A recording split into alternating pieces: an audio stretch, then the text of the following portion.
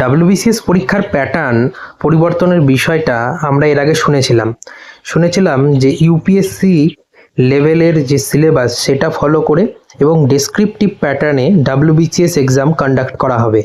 কিন্তু তার পরবর্তীতে এটা শোনা যায় বা এটা বলা হয় যে না, এখনই সেই প্যাটার্নটা পরিবর্তন হচ্ছে না, আগের যে এমসিকিউ প্যাটার্নে এক্সামিনেশনটা হতো সেই প্যাটার্নেই নেওয়া হবে। কিন্তু সেটার কোনো অফিসিয়াল নোটিফিকেশান এতদিন আমাদের কাছে ছিল না।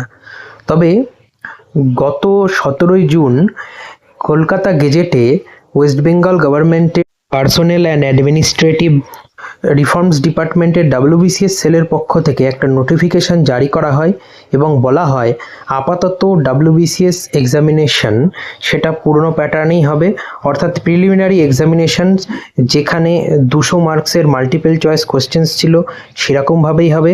মেন্স এক্সামিনেশন যেখানে কেবলমাত্র ডেসক্রিপটিভ বাংলা, ইংরাজি এবং অপশনাল পেপার ছাড়া বাকিগুলো এমসিকিউ পেপারেই হতো সেরকমভাবেই হবে।